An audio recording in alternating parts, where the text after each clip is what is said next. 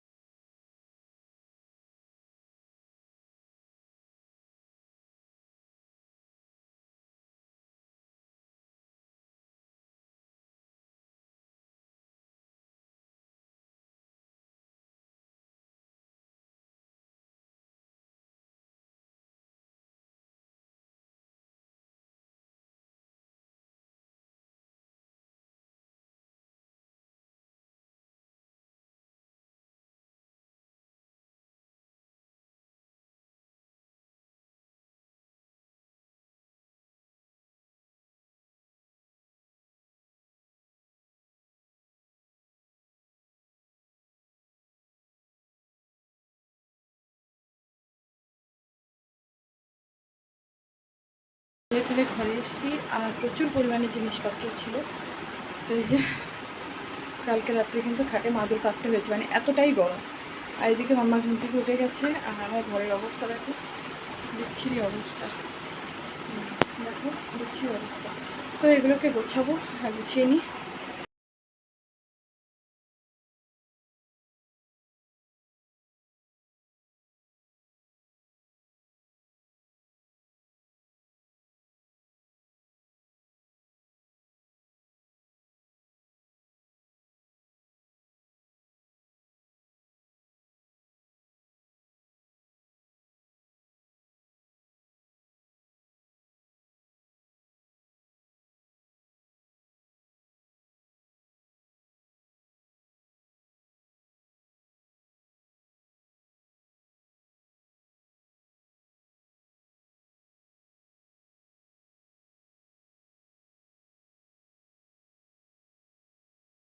তো এদিকে বিছানার ঘর টর ঝাড়ু দেওয়া সব কমপ্লিট। আর সকালে তো কাচাকুচি সব কিছু রেডি, তোমাদের দাদার টিফিন দেওয়া হয়ে গেছে।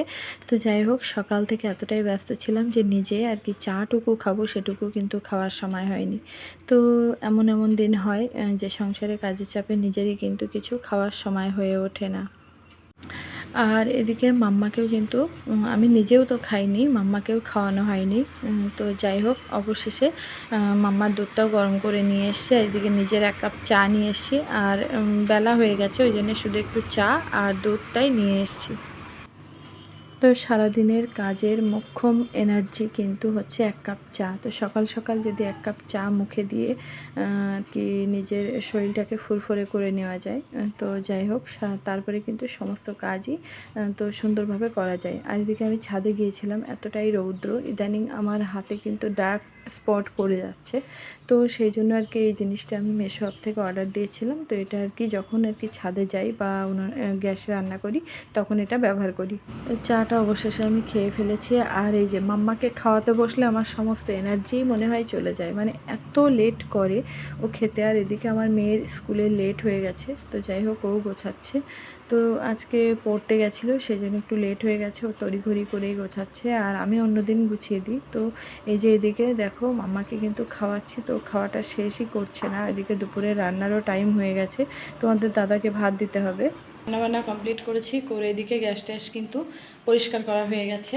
আর এদিকে রান্না করেছি দেখো এই যে কচুরমুখী ভোলা মাছ, আর এদিকে করেছি উচ্ছে আলু ভাজা। তো এই দুরকম করেছি তার কারণ কালকে শনিবার, আর এদিকে ভাত তো শনিবার সেই জন্য বেশি হয়ে যাবে।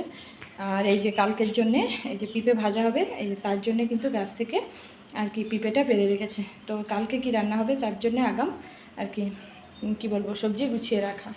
তো যাই হোক এইভাবেই কিন্তু দিনগুলো আমাদের চলে। আর আজকে ভীষণ কষ্ট হচ্ছে। আর বাইরের ওয়েদারটা দেখো খুবই সুন্দর, আর দেখো প্রচুর রৌদ্র। তো ছাদে আছে জামা কাপড়, সেগুলোও তুলতে যাব। এই যে মেঝে টেজে কিন্তু আমাদের সব কিছু রান্নাঘর পরিষ্কার করা মানে পোছা লাগানো হয়ে গেছে।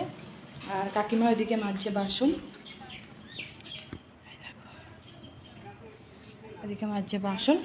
তো চলো ছাদে যাব, ছাদে রৌদ্রে ক্যামেরাটা নিয়ে যাব না। আর ওইদিকে মাম্মা আছে, মাম্মাকেও চান দেবো। খাওয়া দাওয়া করে ফেলেছি, খাওয়া দাওয়া করে এদিকে যে মাম্মাকেও খাওয়ানো হয়ে গেছে। আর এতটাই গরম যে ঘরের মধ্যে কিন্তু থাকাই যাচ্ছে না।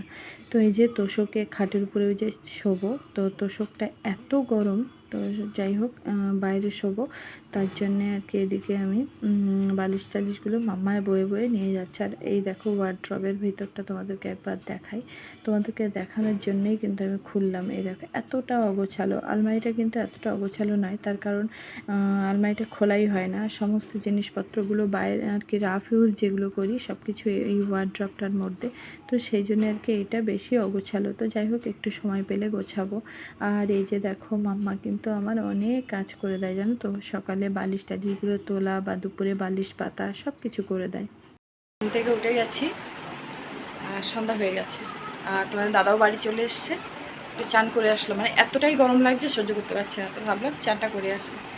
আর মা সন্ধ্যা দেবে, যাই বাইরের দিকে যাই, ঘরে থাকা যাচ্ছে না। এই যে দুই বোন দুই ঘরে বই পড়ছিল, সন্ধ্যা হয়ে গেছে। আর এই যে দুই বোনে একটু সময় কাটাচ্ছে। তো ওরা এক জায়গায় হলেই কিন্তু ঝামেলা হয়, আর মাম্মা বেশি দুষ্টুমি করে। তো যাই হোক এই দেখো লিখতে লিখতে উঠে চলে গেল, আর আমি এদিকে বসে আছি, বসে ওদের অঙ্গ তামাশা দেখছি।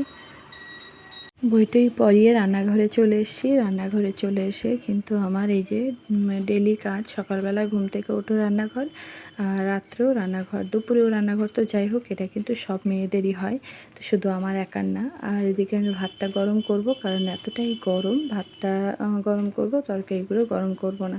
তো মাম্মার দুধটাও গরম করে নিয়েছি। আর ওদিকে দেখো তোমাদের দাদাও একটু বাইরে গেছে, কারণ ও সারাদিন কাজে থাকে, তো রাস্তায় গেলে ওর মাইন্ড একটু ফ্রেশ হয়। তো যাই হোক দুপুরে মাম্মাকে লেবু কেটে দিয়েছিলাম খাওয়ার পরে, তো সেই লেবুটা অল্প খেয়েছে, অল্প রেখে দিয়েছে। এটা ফ্রিজে রেখে দিলে কালকে বের করে দেবো, তো সেটাই খেয়ে নেবে। তো যাই হোক এদিকে দেখো এত জ্বালাতন করেও কাজ করতে করতে, কাজ করব তার মধ্যেও কিন্তু আমাকে বাচ্চাকেও সামলাতে হয়। তো যাই হোক এদিকে বাসন টাসনগুলো সব রেডি করেছি মেজে। আর এদিকে তোমাদের দাদা বাড়ি এসে কিন্তু জামা কাপড়গুলো খুলে রাখে, তো আমি আবার কেচে দিই, রাত্রে সার্ফ চটকে দিতে। চলো আজকের ভিডিওটা এই পর্যন্ত, ভালো লাগলে লাইক কমেন্ট শেয়ার করে দিও, আর চ্যানেলটাকে সাবস্ক্রাইব করে দিও।